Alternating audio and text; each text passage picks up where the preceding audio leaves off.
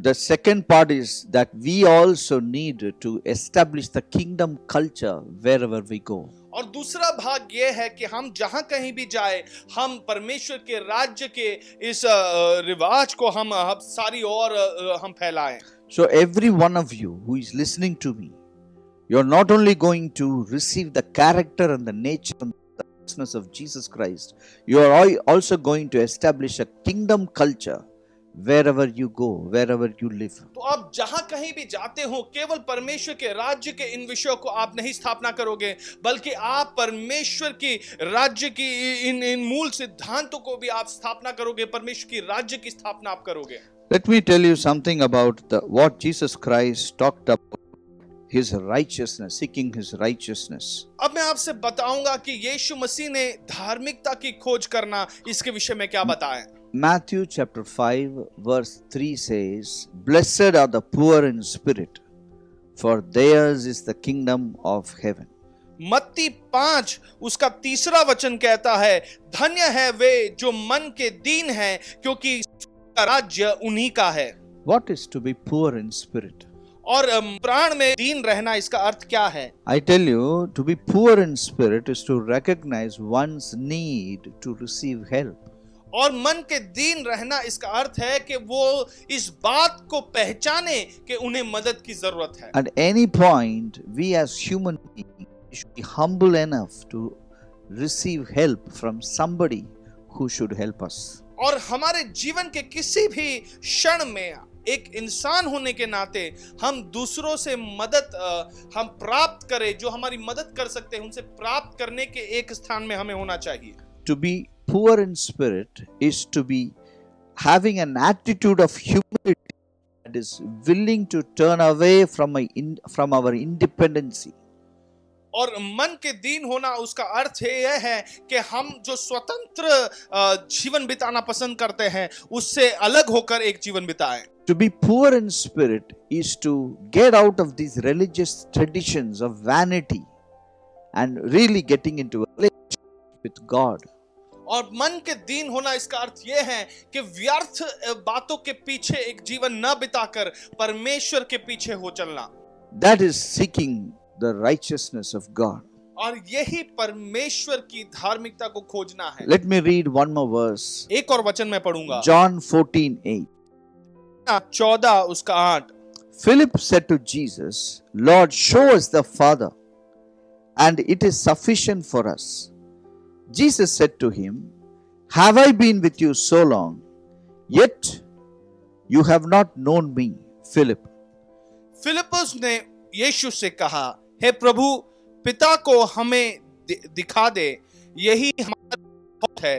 यीशु ने उससे कहा, हे फिलिप्पुस, मैं इतने दिन से तुम्हारे साथ हूं, क्या तू मुझे नहीं जानता? He who has seen me has seen the Father, so how can you say, show us the Father? जिसने मुझे देखा है, उसने पिता को देखा है. तू क्यों कहता है कि पिता को हमें दिखा? Verse 10. Do you not believe I am in the Father, and the Father is in me? The words that I speak to you, I do not speak on my own authority, but the Father who dwells in me does the works. उसका 10वां वचन कहता है, क्या तू विश्वास नहीं करता कि मैं पिता में हूं और पिता मुझ में है? ये बातें जो मैं तुझसे कहता हूं, अपनी ओर से नहीं कहता, परंतु पिता मुझसे रहकर अपने काम करता है. See, here Jesus Christ is saying, I am in the Father and the Father is in me. और यहाँ यीशु मसीह कह रहे हैं कि मैं पिता में हूं और पिता मुझ में बसा है. And if you know me, you know the Father. अगर तुम मुझे जानते हो तो तुम पिता को भी जानते If हो. you've seen me, you have seen the Father. अगर तुमने मुझे देखा है, तुमने पिता को भी देखा है. See, Jesus Christ was an exact reflection of the Father. और यीशु मसीह का जो जीवन था, वो पिता परमेश्वर का ही एक दृश्य भाग था. I'll tell you, in these days, your life should be exactly like the life of Jesus Christ. और मैं आपसे कहता हूं कि इन दिनों में आपका जीवन यीशु मसीह के जीवन के समान ही बने. That is called for seeking his righteousness. और यही यीशु के धार्मिकता की खोज करना होता है. Your character is like the character of Jesus. आपका चरित्र यीशु मसीह के चरित्र के समान बने। Your attitude is like the attitude of Jesus. आपका स्वभाव यीशु मसीह के स्वभाव समान बने। Your pursuit of life is as the pursuit of. आपके जीवन की खोज यीशु के जीवन की खोज के समान बने। I'll tell you, then everything is free in your life. फिर आपके जीवन में हर एक वस्तु मुफ्त हो जाएगी। When people interact with you, they will wonder why this man is different. जब लोग आपसे बातचीत करते हैं तो वो आश्चर्य में पड़ेंगे और यह बात सोचेंगे कि ये व्यक्ति अलग कैसे है, Why this is different? कि ये स्त्री अलग कैसे हैं। In this group, why they talk differently? इस झुंड में ये व्यक्ति अलग से क्यों बात कर रहा है? Why these people have no fear? इन लोगों में कोई डर क्यों नहीं है? Why they are not confused? और ये गड़बड़ी में क्यों नहीं रहते? Why they are always stable? ये हमेशा स्थिर कैसे रहते हैं? How they are happy and joyful? ये हमेशा खुश और कैसे रहते हैं? How they are righteous all the time? वो हमेशा धार्मिक कैसे रहते हैं? This is what the world wants to see in you. और यही सारी दुनिया आप में देखना चाहती है। That's what Jesus says. Seek first the kingdom of God और यही यीशु ने कहा कि पहले तुम परमेश्वर के राज्य को खोजो and seek His righteousness. और उसकी धार्मिकता को खोजो। All these things shall be added to you. ये सारी बातें तुमसे जुड़ जाएगी। Your house, your clothing, your food will be given to you free. आपका मकान, आपका कपड़ा, आपका भोजन ये आपको दे दिया जाएगा मुफ्त। The lifestyle of a believer is the lifestyle of Jesus Christ. और यीशु मसीह विश्वासी का जीवन ये यीशु मसीह का जीवन शैली है। Jesus Christ had the capacity to feed 35 people and 35, maybe 70 people every day, 3 times a day in his house. और यीशु मसीह की यह क्षमता थी कि करीब 70 लोगों को हर दिन का 3 वक्त का भोजन अपने घर में वो खिलाते थे। Now, how he was doing that? और ये कैसे कर पाए? How a man can feed 70 people in his house? कैसे एक व्यक्ति अपने घर में 70 लोगों का भोजन तैयार कर पाता The है? Bible clearly says 12 guys, these apostles, lived with him for 3.5 years. 12 people तो lived with him 3.5 years, day in and day out. और बाइबल साफ कहता है कि ये जो 12 चेले थे वो दिन रात हर दिन 3.5 साल यीशु मसीह के घर में ही उसके साथ ही रहते थे। Many more people lived and went home. They were living like that. और बहुत सारे अधिक ऐसे भी लोग थे जो उसके साथ रहते थे, दिन में और रात को वापस लौटते थे, फिर लौट आते थे, फिर रात को लौटते थे। I'll tell you, he was feeding them with food for so many adults every day. How can one man provide this type of a lifestyle if he is not rich?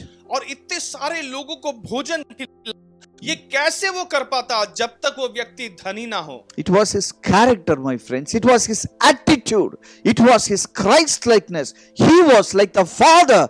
That is how all these things followed him free of cost. और ये यीशु मसीह का चरित्र था, यीशु मसीह का स्वभाव था, पिता के समान, पिता का दृश्य भाग वो था।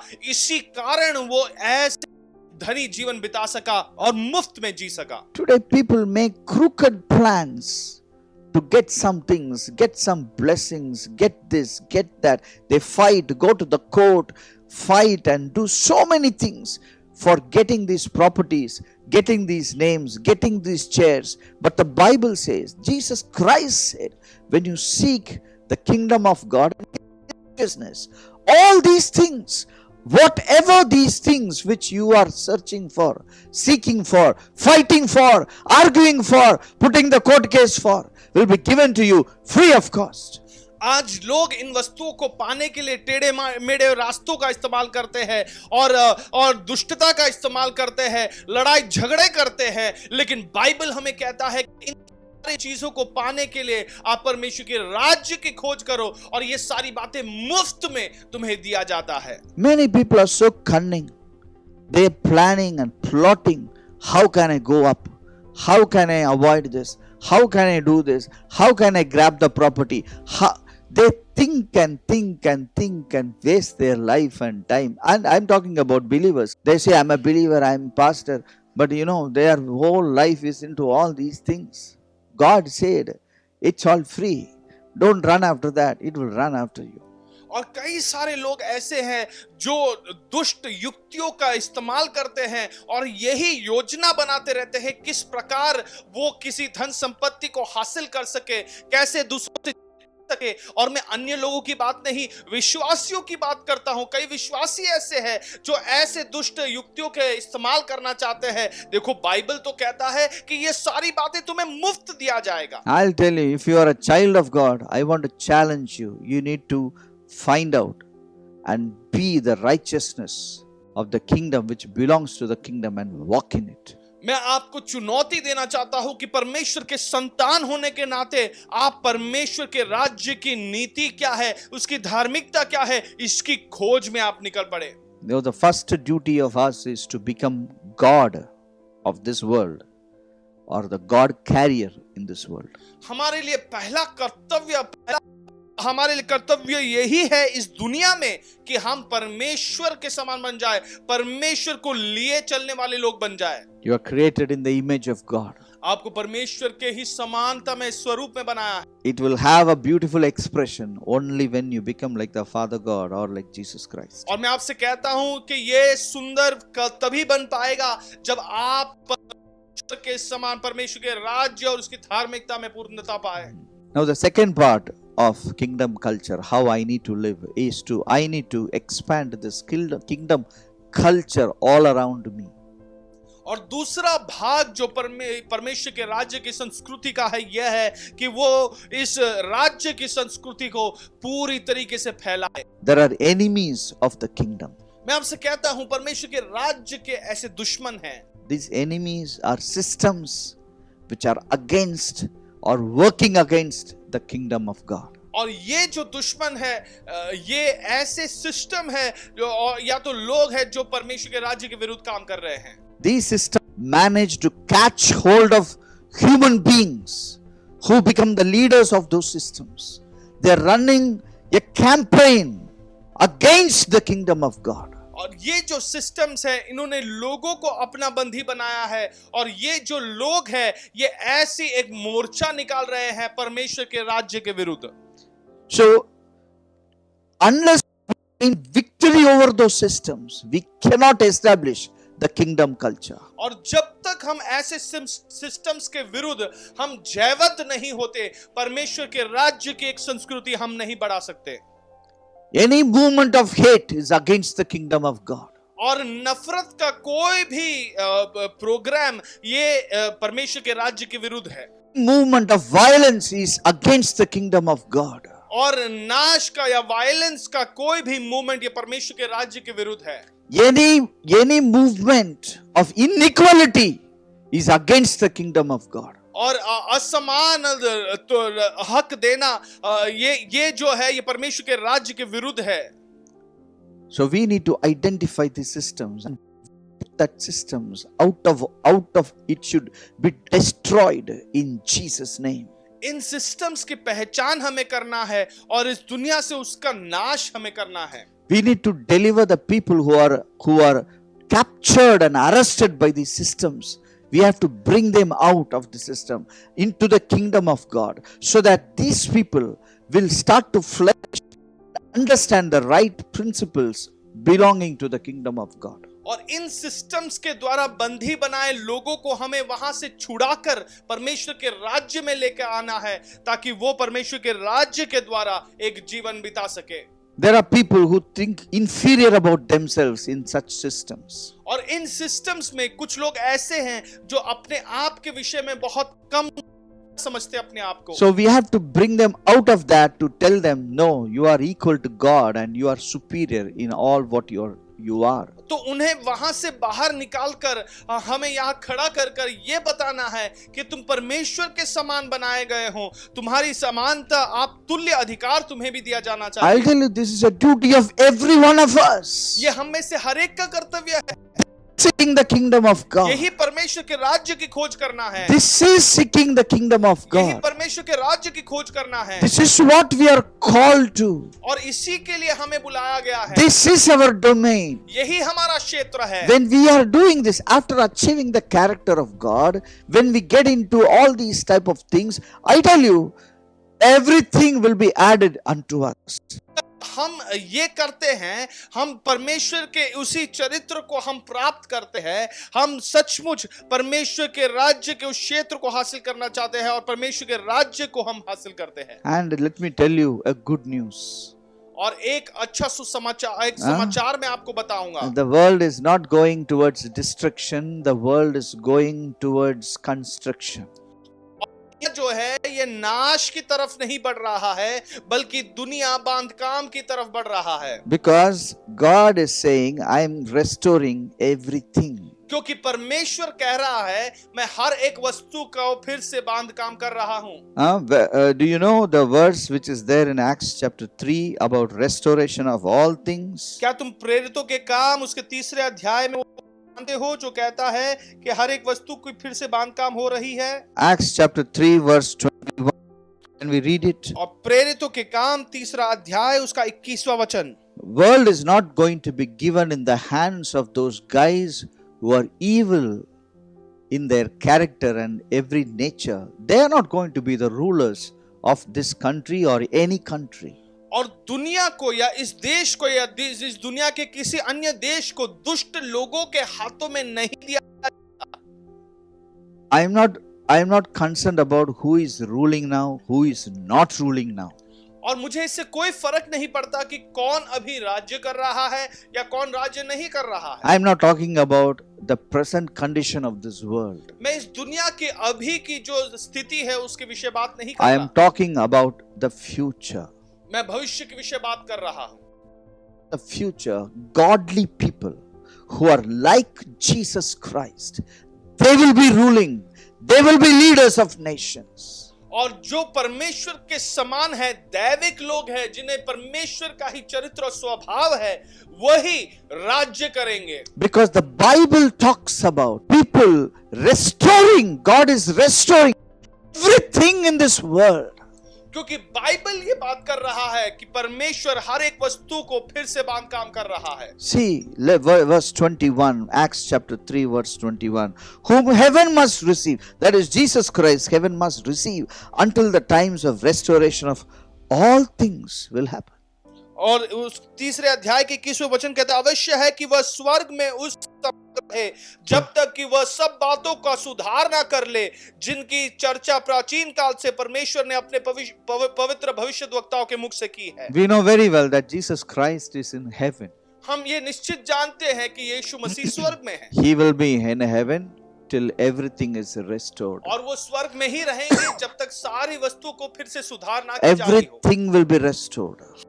वस्तु को फिर से सुधार की जाएगी। Everything will be restored. हर एक वस्तु की फिर से सुधार की Leadership will be restored. जो अगुवाई है उसे फिर से बांधकाम किया Social norms will be जो restored. सामाजिक तत्व है उसे फिर से बांधकाम किया International relationships will be restored. अंतरराष्ट्रीय रिश्ते जो है उसे फिर से बांधकाम किया जाएगा। The wars will cease. जो युद्ध है वो खत्म हो जाएंगे। People will have peace. लोगों के पास शांति होगी। Today, whatever may happen, आज चाहे जो कुछ भी क्यों ना हो, but the Bible says, Bible यूं कहता है, in the Old Testament, पुराने नियम में there was a prophet called Habakkuk. हबक्कुक नामक एक भविष्यद्वक्ता थे He says like this और वो ये कहते हैं in verse chapter 2 verse 14. और उसका 2 अध्याय 14वां वचन, For the earth shall be filled with of the glory of the Lord as the waters cover the sea. और पृथ्वी परमेश्वर की महिमा से भर जाएगा जैसे पानी समुद्र में भरा है।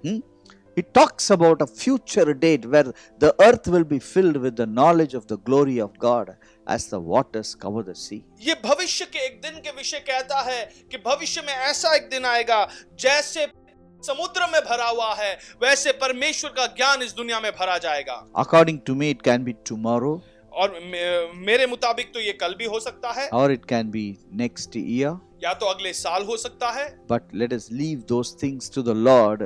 But God is looking up to us for us to go and bring the kingdom culture everywhere we live and work. हम इन बातों को परमेश्वर पर छोड़ दे, लेकिन परमेश्वर इन सारी वस्तुओं का फिर से बांधकाम कर रहा है। Every family should know the call of God upon it, that it is to be living as righteous and it has to establish the kingdom culture.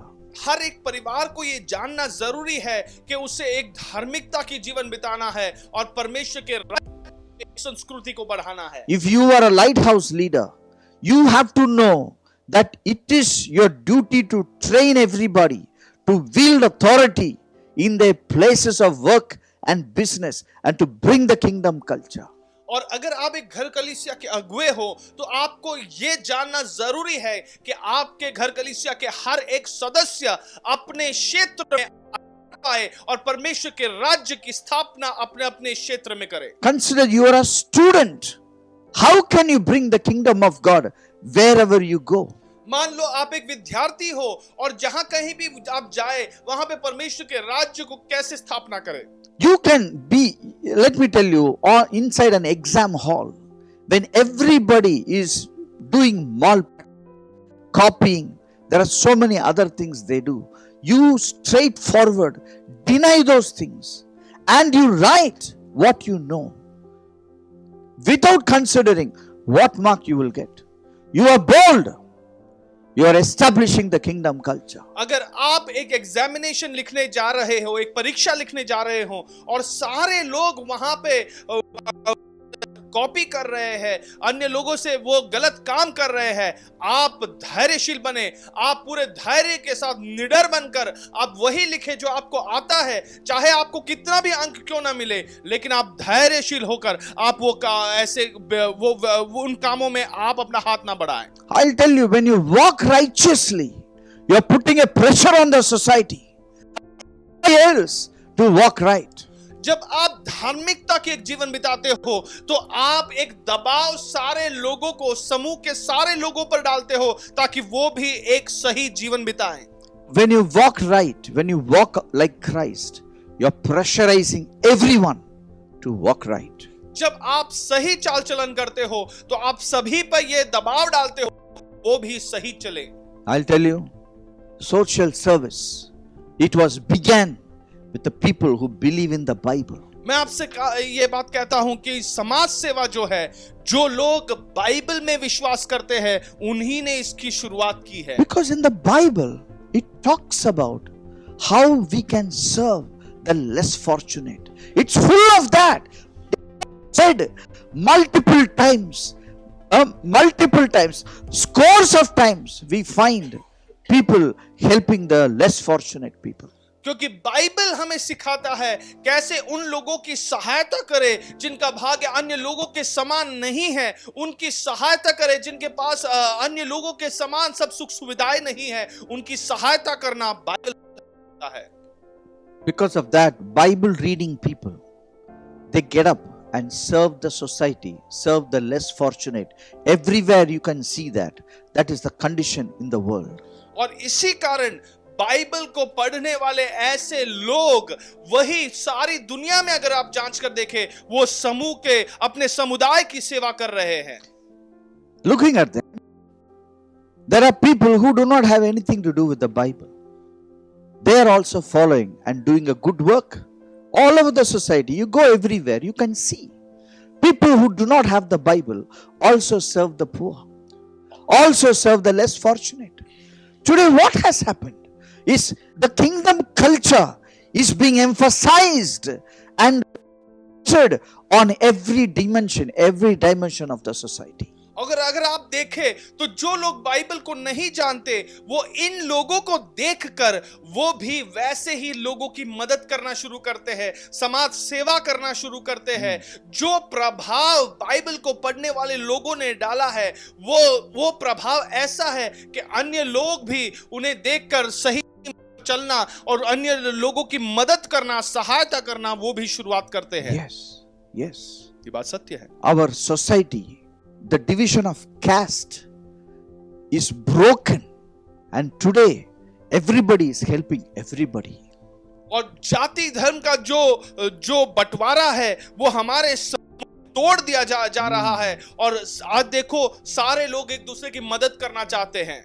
If you come into the kingdom of God, there is no caste differences. Nobody is up, nobody is down. When it comes to marriage, they marry the will of God. They marry something which produces more peace There is no confession of marriage. So when people flow into the kingdom of God, the caste disappears, racism disappears, every sort of a dividing wall, it breaks down. That is the pressure which the kingdom of God puts upon the society. और परमेश्वर के राज्य में कोई जाति ऊंच नीच नहीं है, कोई जातिवाद नहीं है, कोई ऊंचे स्थान पे कोई नहीं है, सब एक तुल्य है। इसलिए शादी के विषय जब आता है तो वो परमेश्वर के हित की खोज करते हैं, ना कि कोई जाति या धर्म, बल्कि परमेश्वर के राज्य ने ऐसा एक दबाव समूह पर डाला है कि ये सारे जो जातिवाद है उसे टूटना ही है। Jesus Christ is the word becoming flesh. यीशु मसीह जो वचन देहधारी बना वही है। John chapter 1 verse 1 says, in the beginning was the word, and the word was with God, and the word was God. He was in the beginning with God. Verse 14 says, the word became flesh and dwelt among us, and we beheld his glory, the glory as the one begotten of the Father, full of grace and truth. यूहन्ना 1:1 कहता है, आदि में वचन था और वचन परमेश्वर के साथ था और वचन परमेश्वर था। और उसके 14वें वचन में लिखा है, और वचन देहधारी हुआ और अनुग्रह और सच्चाई से परिपूर्ण होकर हमारे बीच में डेरा किया, और हमने उसकी ऐसी महिमा देखी जैसे पिता के इकलौते की महिमा। Okay, now he had a glory of the Son of God. महिमा परमेश्वर के पुत्र के समान थी। Okay, which was on Jesus. जो यीशु मसीह पर था। Now you know Jesus transferred it upon all of us. अब आप देखो कि यीशु मसीह ने ये सारी बातें हम पर डाल दी है। We carry the same glory which was in Christ. हम वही महिमा को लिए चलते हैं जो मसीह में था। If you read John chapter 17 verse 22, it says, the glory which you gave me, I have given, that they may be just one like how we are one. और यूहन्ना 17:22वां वचन अगर आप देखें तो वहां पर लिखा है कि जो महिमा परमेश्वर पिता ने मुझे दी है वही मैंने उन्हें भी दी है। So we carry the same glory which is in Jesus Christ. तो हम वही महिमा को लिए चलते हैं जो यीशु मसीह में था। Now who was Jesus Christ? He is the word. वो वचन था। So the word has become flesh. He is Jesus Christ. अब जो वचन देहधारी बना वो यीशु मसीह था। Word is what you cannot see. Flesh is what you can see. वचन जो है उसे आप देख नहीं सकते, लेकिन देह जो है उसे आप देख सकते हो। Because of the glory of God, He brought the invisible God kingdom into a visible earth.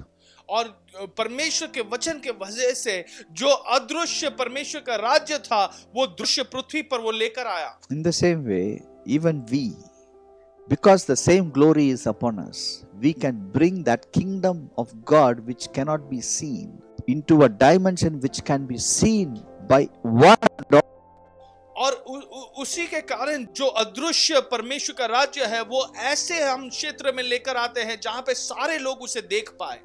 So we also become the word of God. तो हम भी परमेश्वर के वचन बन जाते हैं। Visible form of the word of God. परमेश्वर के राज्य का दृश्य भाग बन जाते हैं। That is our lifestyle, my friend. हमारी जीवन शैली है हमारे मित्रों। When we become the word of God, visible for people to see, we pressurize, we change every surrounding around us into a kingdom culture. जब हम परमेश्वर के दृश्य भाग बन जाते हैं, उसके वचन के दृश्य भाग की जीवन शैली बिताते हैं, तो सारे लोगों पर ऐसा दबाव डालते हैं कि वो भी हमारे समान जिए। That is the lifestyle of a kingdom person. और यही परमेश्वर के राज्य के एक व्यक्ति की जीवन शैली है। He is not working for roti kapda makan. वो रोटी कपड़ा मकान के लिए काम नहीं कर रहा। He is taking over the things in the society and bringing the kingdom culture in the society. और वो परमेश्वर के राज्य को समूह में लेकर जा रहा है और समूह में परमेश्वर के राज्य की स्तुति बढ़ा रहा है। A kingdom man overtakes every conversation and brings the kingdom of God. परमेश्वर के राज्य का एक व्यक्ति हर एक बातचीत पर जय प्राप्त करता है और वहां पर परमेश्वर के राज्य की स्थापना करता है। We have conversations over coffee table. हम कॉफी पीते पीते हम कई सारे बातचीत करते हैं। I'll tell you, in the coffee table conversation, you establish of God amidst your friends. और जब आप कॉफी पीते पीते बात कर रहे हो अपने मित्रों के बीच में, आप परमेश्वर के राज्य की स्थापना करें। We meet people in their houses. We have, pleasantries exchanged between us. हम लोगों को उनके घरों में जाकर मिलते हैं और हम बहुत खुशहाल बातें वहां पर करते हैं। We go for birthday parties, wedding anniversaries. हम बर्थडे के पार्टियां मनाते हैं, शादी की सालगिरह मनाने जाते हैं। Every time we go there, we establish a kingdom culture in that birthday party. और जब भी हम वहां जाते हैं तो हम परमेश्वर के राज्य की संस्कृति उस जगह पर हम बनाते हैं। We work in some offices. और कुछ दफ्तरों में हम काम करते In हैं that office, we establish the kingdom culture. और उस दफ्तर में हम परमेश्वर के राज्य की संस्कृति का स्थापना करते This हैं। is we are a minority, we are a majority in every place where we go. और ऐसा नहीं है कि हम कम गिनती के लोग हैं हर जगह में, बल्कि हम अधिक गिनती के लोग हैं हर जगह में। We are establishing a business. We are establishing the kingdom culture through the business. और जब हम एक नए व्यापार की स्थापना करते हैं, हम परमेश्वर के राज्य की स्थापना उस जगह पर करते हैं। Whether it is a conversation or a birthday party or a place of work in the office or establishing a business, we are actually establishing the kingdom culture in all around us. चाहे एक सामान्य सी बातचीत हो या जन्मदिन मना रहे हो या नया व्यापार की स्थापना कर रहे हो या आप दफ्तर में हो, आप परमेश्वर के राज्य की संस्कृति की स्थापना वहां पर If you are listening to me, you need to change today. अगर आप मेरी बातों को सुन रहे हो तो आज है। Today is a day where you will change your priorities and replace your priorities with the right priorities. आज वो दिन है कि आप अपने प्राथमिकता को आप बदले और अपने प्राथमिकता को बदलकर सही वस्तुएं आपके जीवन में प्रथम स्थान ग्रहण करें। The first thing is, I will search for his righteousness. तो पहली बात है कि मैं उसकी धार्मिकता की, I will be a man of the word or the woman of the word. मैं एक वचन पर खड़े रहने वाला आदमी या औरत बनूंगा। When people see me, they will see Jesus Christ. They will see Father God in me. जब लोग मेरी तरफ देखे तो वो यीशु मसीह को देखेंगे, पिता परमेश्वर को मेरे द्वारा देखेंगे। It can be a coffee table conversation or a birthday party or a business establishment or a business meeting. Wherever I go, I will see that I put a kingdom culture around me always. और चाहे वो एक coffee table पर बैठ के बातचीत हो या कोई जन्मदिन मना रहे हो या व्यापार की स्थापना कर रहे हो या दफ्तर में हो, जहां कहीं भी हो, परमेश्वर के राज्य की संस्कृति की स्थापना और उसको बढ़ाते मैं रहूंगा। I reflect God. मैं परमेश्वर को दृश्य बनाता हूँ। I reflect as a God carrier. और परमेश्वर को लिए मैं आगे बढ़ता हूँ। And I will establish the kingdom culture in that place where I am. और जहां कहीं भी मैं हूँ वहां पे परमेश्वर के राज्य की संस्कृति की स्थापना मैं I करता will हूँ। not be a defeated minority. मैं एक हारा हुआ कम गिनती के लोग नहीं बनूंगा। I will be a very loving, very accommodative majority. Everybody will love to join the kingdom culture. और मैं अधिक गिनती के लोग बनूंगा जो बहुत ही प्रेमी है, प्रेमळ है और जो बहुत ही सारे लोगों को स्वीकारते हैं, जिसके साथ जुड़ने को सारे लोग चाहेंगे। Remember, you're already a majority. इस बात को याद रखें कि आप पहले से आप अधिक गिनती के लोग हो। Because you're a majority. Because God is with always with us. क्योंकि परमेश्वर हमेशा हमारे साथ है।